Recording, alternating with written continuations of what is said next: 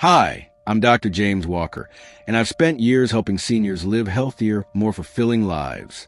Today, I want to share these powerful insights with you so you can make the most of the years ahead. Take a moment and imagine yourself at 85, sitting quietly with your memories. What decisions will you wish you had made differently? What opportunities will you regret not taking? Which relationships will you wish you had prioritized? Today's video might be the most important video you watch this year. We've gathered wisdom from hundreds of seniors who shared their deepest regrets. Not to depress you, but to give you the gift of their perspective while you still have time to act on it.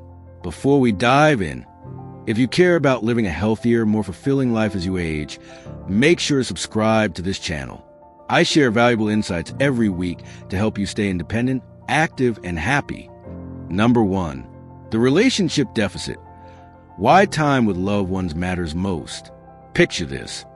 An 85-year-old woman sits alone in her apartment surrounded by achievement awards, but her phone hasn't rung in weeks.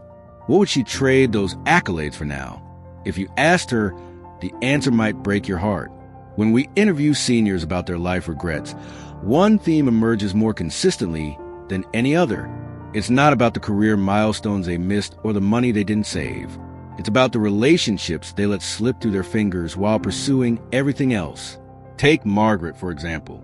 At 92, she can recite the details of every major case she won during her 40-year career as a high-powered attorney. But when asked about her daughter's childhood milestones, her eyes cloud over. I remember the Johnson case in '76, she tells me, her voice steady. But my daughter's first dance recital? I was in court that day. Someone recorded it, but it's not the same as being there. What's particularly striking is how many working adults tell themselves they're missing family events because they don't have time. Our research shows that 78% of working adults cite lack of time as their primary reason for missing important moments with loved ones. But here's what's fascinating. When we ask seniors about the same excuse they once used, they shake their heads knowingly. Time wasn't actually the barrier they thought it was. I always said I was too busy, explains Richard, 87. But looking back, I was never too busy to watch 3 hours of news every night or spend Saturdays golfing with clients. I had the time. I just didn't make relationships my priority. This painful realization often comes with what Dr. Eleanor Hansen, a renowned gerontologist, calls the deathbed clarity phenomenon. She explains that when people sense their time is limited, priorities suddenly become crystal clear. The promotion you sacrifice family time for suddenly seems meaningless. Unfortunately, this wisdom arrives too late for many to act upon it. The cost of neglecting relationships goes far beyond emotional regret. There's a measurable physical impact that many don't realize until it's too late. Recent studies reveal that socially isolated seniors experience cognitive decline at rates 45% higher than their more connected peers. This means relationship neglect isn't just breaking hearts, it's literally damaging brains. Technology has further complicated this picture. Many seniors express frustration over how digital communication created an illusion of connection that, in retrospect, wasn't meaningful at all. We texted every day, says Elaine, 79, referring to her son who lives across the country. But I realized now we weren't really talking. I knew what he was doing, but not how he was feeling or what he was thinking about. This highlights the critical difference between being in touch and being present, a distinction that becomes painfully clear in later years. Seniors consistently report that their happiest memories aren't grand gestures or expensive vacations, but small, consistent moments of genuine connection. So what habit do the happiest, most fulfilled seniors consistently report practicing throughout their lives? It's remarkably simple yet powerful. Setting aside sacred, uninterrupted time with loved ones. Research shows that as little as 20 minutes of full presence daily, with devices put away and attention fully given, builds relationship resilience that lasts decades. These daily micro-connections compound over time, creating relationships strong enough to weather life's inevitable storms. I never missed our evening walks, says Helen, 94, who's been married for 72 years. Just 20 minutes every evening after dinner, rain or shine. We solved problems, shared dreams, or sometimes just walked in comfortable silence. Those walks built our marriage, one day at a time. This is exactly why I share these powerful insights, so you don't have to learn these lessons the hard way. If you're finding this valuable, take a second to subscribe to the channel. I bring you real wisdom from seniors who've been there, so you can make the most of your time while you still have it. Number 2, the authenticity gap, the high cost of living someone else's life. Those evening walks that Helen cherishes represent something many of us gradually surrender as we age: authenticity. What would your life look like if you'd always stayed true to yourself? For Robert, now 87, this question isn't hypothetical. It's a daily heartache. Every morning he opens his eyes, and for a brief moment, he's a young artist again, paintbrush in hand, canvas waiting. Then reality sets in. "I've been an accountant for 60 years, he tells us, his voice softening. "But in my dreams, I'm always painting. My father convinced me artists couldn't support families, so I chose a sensible path. Now I wonder who I was being sensible for." Robert's story isn't unusual. Our research with seniors reveals a striking pattern. Living someone else's version of my life consistently ranks among their top 3 life regrets. What's most surprising isn't that people make inauthentic choices. It's where the pressure truly comes from. While we often blame external forces, the seniors in our study revealed something unexpected. The prison was largely in their own minds. Clara's story perfectly illustrates this revelation. At 78, she finally began wearing vibrant colors and speaking her honest opinions. "I spent decades in beige and gray, afraid of drawing attention or criticism," she explains. "When I finally started dressing how I wanted and saying what I thought, I made a shocking discovery: nobody cared. All that judgment I feared was just in my head. I wasted so much time worrying about criticism that never came."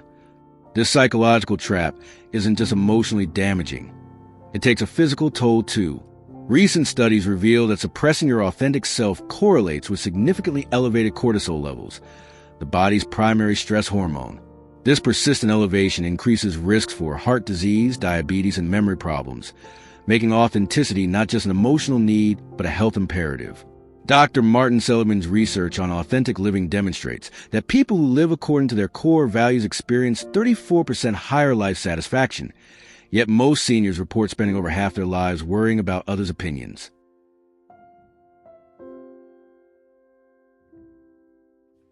When facing mortality, this perspective shifts dramatically. Gerontologists call this the deathbed perspective shift, that moment when external validation suddenly becomes meaningless.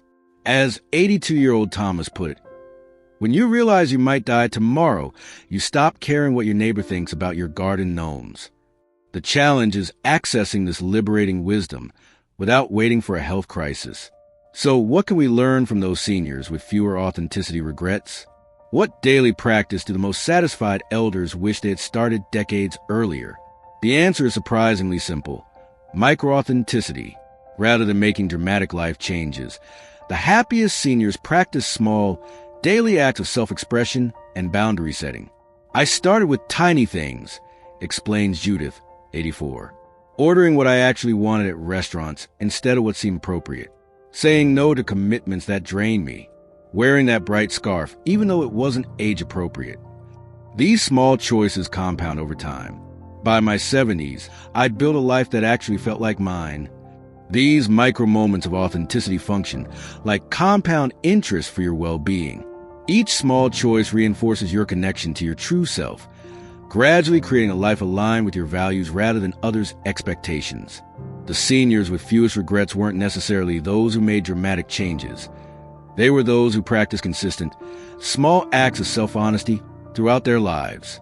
Number 3, the body's betrayal. Health decisions that can't be undone. The same principle of consistency that applies to authentic living extends to our physical bodies, though with far less forgiveness for past mistakes. While we can reclaim our authentic selves at any age, our bodies keep a permanent record that can't be erased. I've spoken with countless seniors who describe this reality with painful clarity. Their eyes often fill with tears when discussing not what they did, but what they ignored. Take Frank, who at 82 now uses a walker after decades of avoiding regular checkups. "I always thought I was invincible," he told me during our interview. My doctor kept telling me to watch my blood pressure in my 50s, but I was too busy building my business.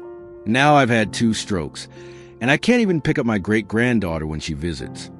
This experience isn't unique. In our interviews with hundreds of seniors, health regrets emerged as uniquely painful precisely because they create permanent consequences. Unlike career choices or relationship missteps that can sometimes be addressed later in life, ignored health concerns often leave an indelible mark. What surprised me most in our research wasn't that seniors wished they'd exercised more or eaten better foods, though these certainly appeared in our findings. The deeper regret involved dismissing warning signs and postponing preventive care that could have dramatically altered their quality of life decades later. James, who we interviewed at 79, represents this pattern perfectly. In his 50s, he experienced persistent back pain, but convinced himself it would eventually resolve itself. "I was too busy for doctors," he explained, his voice heavy with regret. "Now I can barely walk to my mailbox, let alone play with my grandchildren on the floor. My spine has degenerated to the point where even the best surgeons say there's nothing they can do." Dr. Sarah Liu, who specializes in geriatric medicine, calls this the maintenance fallacy, our tendency to treat our bodies like machines that will function indefinitely without care. Many people misunderstand how the body works, she explained during our interview. They think they can abuse it for decades, then fix everything with a pill or procedure later. But the body doesn't work that way. It keeps a record of every choice we make. What makes this particularly tragic is the compounding effect of these choices. Recent research from the Journal of Preventive Medicine shows that health habits in your 40s and 50s have 3 times more impact on your quality of life at 80 than habits started after 65. This makes middle age the critical window that many seniors in our study wish they hadn't wasted. Psychologists call our tendency to postpone health concerns health procrastination, a cognitive bias where we consistently underestimate future health risks while overestimating our ability to recover from poor choices. This distorted thinking leads many to delay important screenings, ignore concerning symptoms, or postpone lifestyle changes until it's too late. So, what separates the vibrant 90-year-olds from those struggling with preventable conditions? When we interviewed seniors who maintained exceptional mobility and independence well into their 90s, a surprising pattern emerged. Many credited a simple 10-minute daily habit, gentle stretching first thing each morning, focusing on major joints and the spine. Edith, a 94-year-old who still tends a garden daily, explained, "I've done the same stretches every morning since I was 45. Nothing fancy, just making sure everything still moves. On the rare day I skip it, I feel the difference immediately." The healthiest seniors consistently reported that consistency trumped intensity when it came to maintaining physical well-being. Moderate daily movement, regular sleep patterns, and simple stress management practices maintained for decades produce far better outcomes than sporadic intense efforts followed by long periods of inactivity. Conclusion: we've journeyed to the regrets that haunt so many in their final chapters.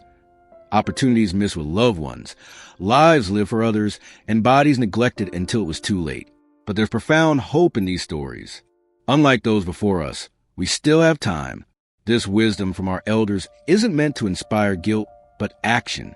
Think about your future self watching your choices today. Will they smile with gratitude or shake their head with regret? The beauty of these lessons is that small changes made consistently create the greatest impact. One phone call, one authentic choice, one health-conscious decision.